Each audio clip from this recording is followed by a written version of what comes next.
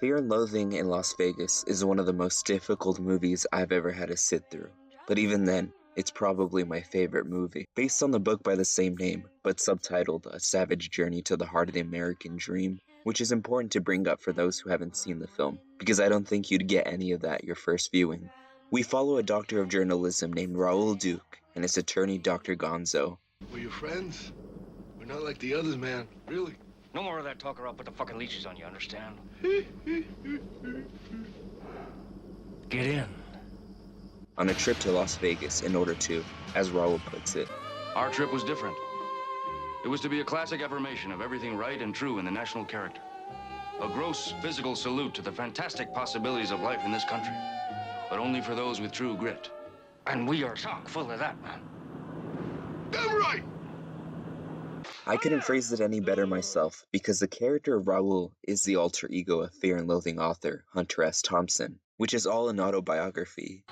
There I was. Mother of God. There I am. Holy fuck. Clearly I was a victim of the drug explosion. You don't need to know anything about Hunter or his body of work, but just know that Johnny Depp, who portrays Hunter in the movie, is exactly how he was in real life. Oh, shit.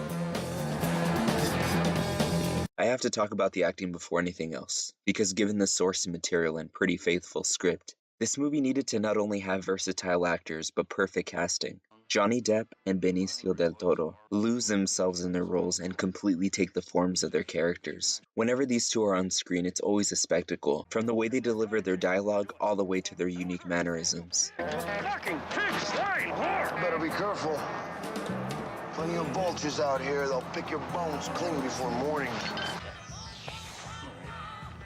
We had 2 bags of grass, 75 pellets of mescaline, 5 sheets of high-powered blotter acid. Now, most people recommending this movie to you would probably mention the amount of drugs the characters take in the movie first.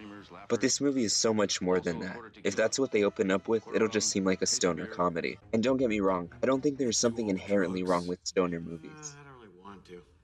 Should have thought of that before you drink a can full of ecstasy. What? The premise for a lot of jokes are just, hey, I'm smoking weed. It's cheap, one note, and not entirely honest to the real experience. Fear and Loathing is one of the most authentic drug experiences depicted on film. They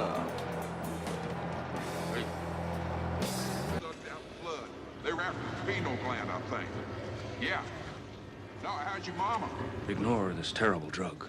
Take the two characters, Raoul and Dr. Gonzo. At times they seem to be on two opposite sides of the drug spectrum. From paranoia, fear, anxiety, and loathing. At the drop of a hat, either one can dramatically change in tone, which I think plays to the film's benefit, as you're never quite sure what you're going to get. Everything about this movie is uncompromising, and refuses to fall in line with any of our expectations of what a movie is supposed to look like or sound like.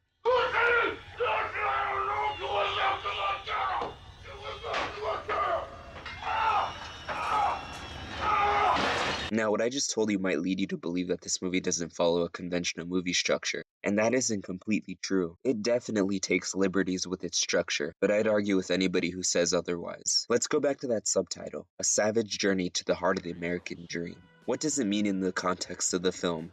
Las Vegas is a place where each year millions of people come from all over in hopes of hitting the jackpot, most of which come back home with less. But with every million, there are a few winners. Very few.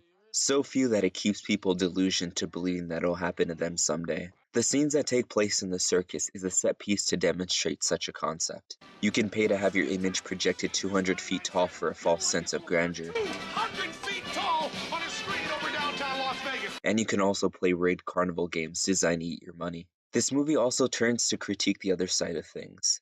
The then passing love generation. The movie opens up with archival footage of this era, followed by the quote. A sentiment that makes itself clear as you watch the movie. There's an incredible Raoul monologue explaining what ultimately became of the love generation, but I don't want to spoil one of the best moments in the movie. With all that being said, I haven't even scratched the surface of what makes this movie so great, most of which you just need to see and experience yourself.